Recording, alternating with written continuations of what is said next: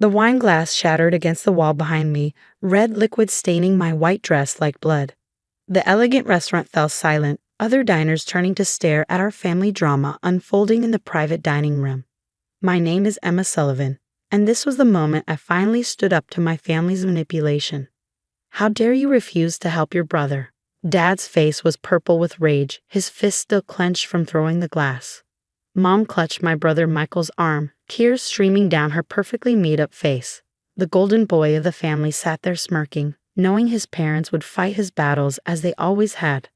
"Those shares are worth millions now," Michael said, his voice dripping with entitlement. "It's not fair that you got them just because you were Grandpa's favorite." I touched the wine staining my dress, remembering the day Grandpa had called me to his office 5 years ago. He was dying then, but his mind was sharp as ever. "Emma," he'd said, "I'm leaving you my shares in Sullivan Tech. Not because you're my favorite, but because you're the only one who understands what it means to build something from nothing." He was right. While Michael partied through college on our parents' dime, I'd worked alongside Grandpa, learning every aspect of the company he'd built from the ground up. When he died, everyone expected his shares to be split equally between his grandchildren. The shock on their faces when the will was read still brought a smile to my face. "Your brother's startup is failing," Mom pleaded, pulling me back to the present. "He just needs a small investment. If you transfer your shares to him." "Small investment?" I laughed, but there was no humor in it. "My shares are worth $50 million. There's nothing small about that." "You never appreciated what this family gave you," Dad spat, reaching for another wine glass. A waiter wisely removed the bottle from the table. "Everything was handed to you on a silver platter, and now you won't even help your own brother." The irony of his words hit me like a physical blow. Handed to me? I'd spent my college years working part-time at Sullivan Tech, starting in the mailroom. Every summer while Michael vacationed in Europe, I was learning coding, attending business meetings, earning Grandpa's respect. After graduation, when Michael started his string of failed ventures, I was putting in 80-hour weeks, helping transform Sullivan Tech from a regional player to a national powerhouse. Handed to me? I stood up, my voice steady despite the anger coursing through me. "Let's talk about what was handed out in this family. Michael's first startup. The one that burned through $2 million of your money in 6 months. His finding himself year in Asia that cost you your retirement savings. Or maybe we should discuss the gambling debts he secretly paid off last year." Michael's smirk faltered. Mom gasped. "How did you?" "I know everything," I cut her off. "I'm on the board of Sullivan Tech now, remember? I see all the loans, all the withdrawals, every desperate attempt to fund Michael's mistakes. Did you really think I wouldn't notice?" "That's different," Dad blustered, but I could see the fear in his eyes. "We're family. We help each other." "Family?" I picked up my purse, pulling out my phone. "You haven't been family to me since Grandpa died. I was just a backup plan, a safety net for your precious son. But that ends tonight." I showed them my phone screen, displaying an email I'd sent an hour ago. "I've called an emergency board meeting for tomorrow morning. I'm sure you'll find the agenda interesting." "What are you talking about?" Michael's voice cracked, his confidence finally slipping. "Check tomorrow's news," I said, turning to leave. "Oh, and Michael, happy birthday.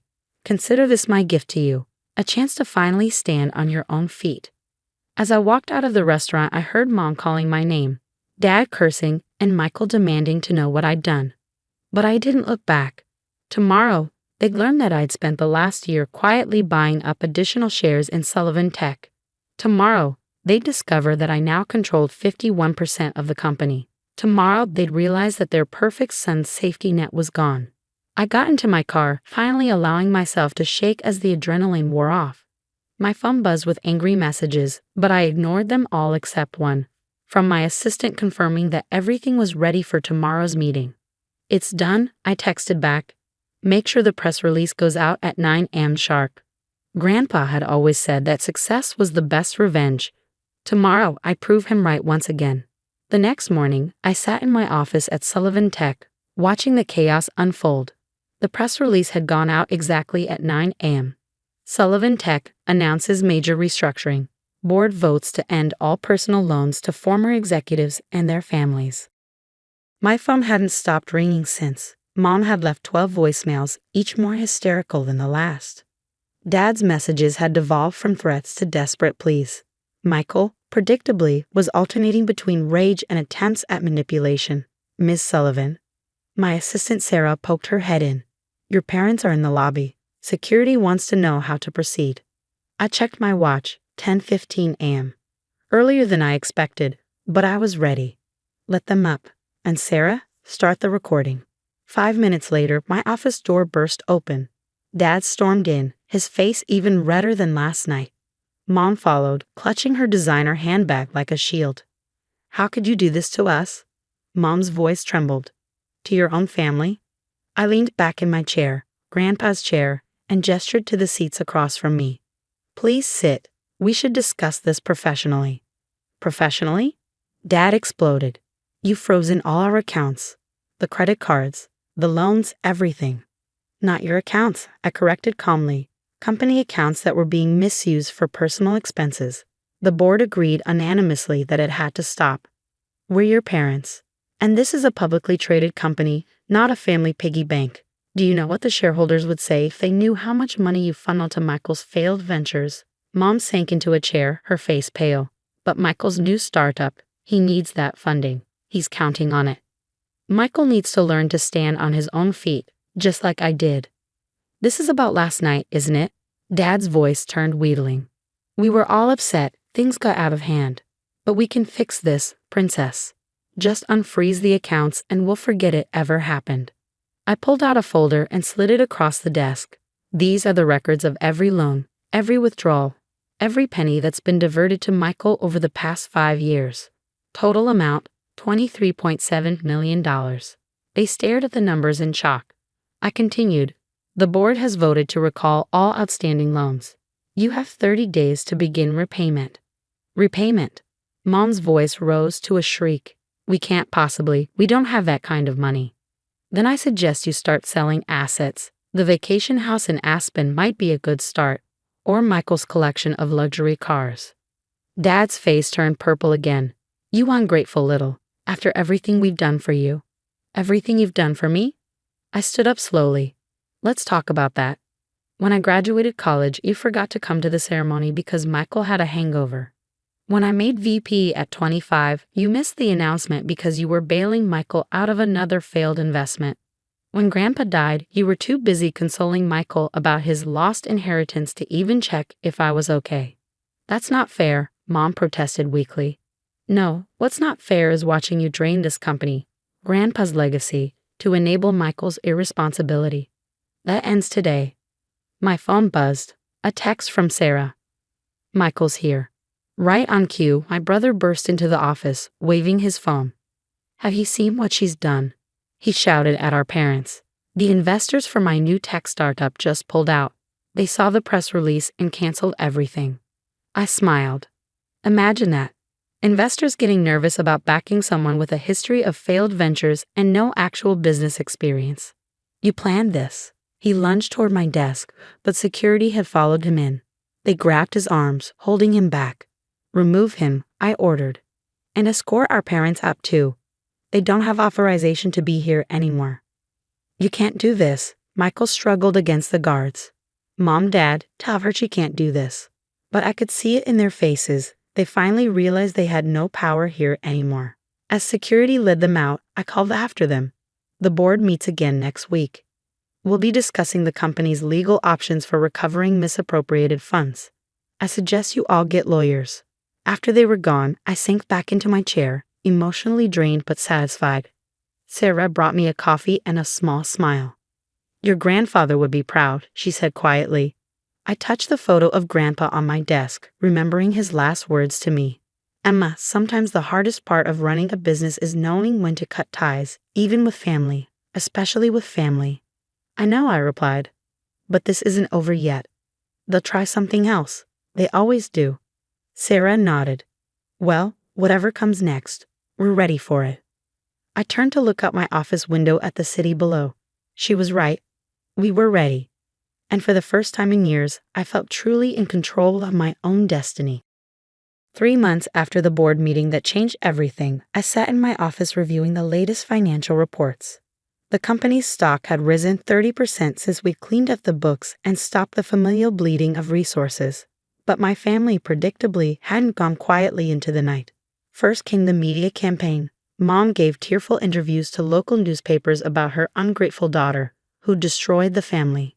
Michael played the victim on social media, painting himself as an innovative entrepreneur crushed by corporate greed.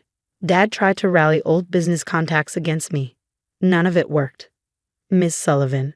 Sarah interrupted my thoughts. You should see this. She handed me her tablet, displaying a news article.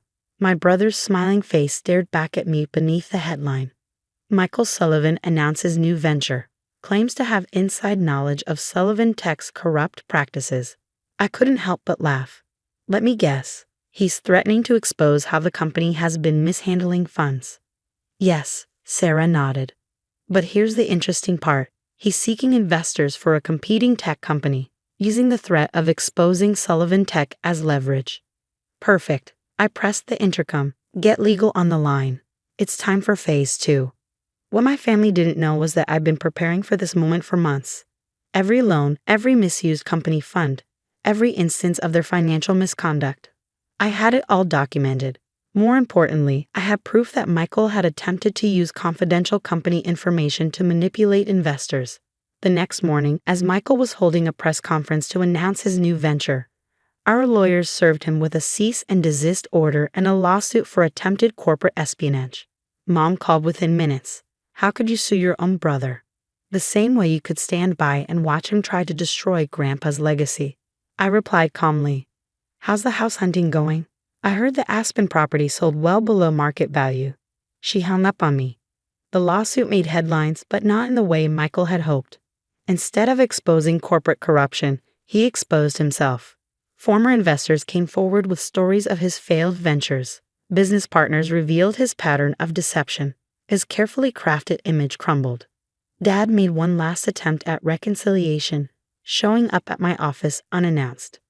Princess, he began, using the old nickname that once meant something. This has gone far enough. You've made your point. But we're still family. I really looked at him, and saw not the intimidating figure of my childhood, but a tired old man who'd invested everything in the wrong child. No, Dad, we stopped being family the moment you threw that wine glass at me. The moment you demanded I sacrifice my future for Michael's past mistakes. The moment you chose him over and over again. We never chose. Save it. I held up my hand. The lawsuit against Michael proceeds. The loan repayment schedule stands. And if any of you try to contact me again outside of legal channels, I'll release everything. Every document, every record, every piece of evidence I have. Are we clear? He left without another word. A week later, I received an unexpected letter. It was from my grandfather's old attorney, dated 5 years ago, to be delivered after certain conditions were met.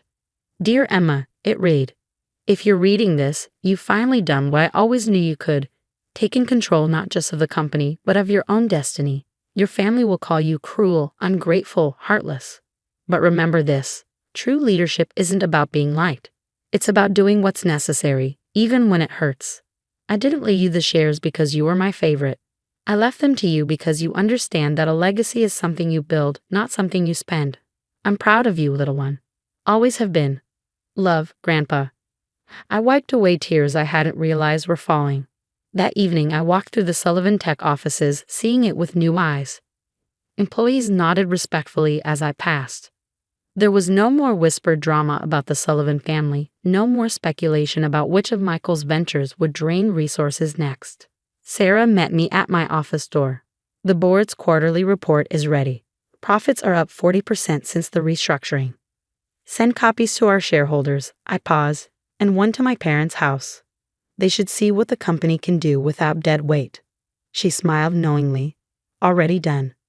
Looking out over the city lights, I thought about legacy, not just Grandpa's, but my own. Michael had wanted success handed to him. Our parents had enabled his entitlement. But true success, like respect, had to be earned. I picked up Grandpa's photo from my desk. We did it, I whispered. We protected your legacy, and I built my own. My phone buzzed, another news alert about Michael's failing lawsuit. I turned off the phone without reading it. Some chapters needed to stay closed. The future was calling, and for once I could answer without looking back.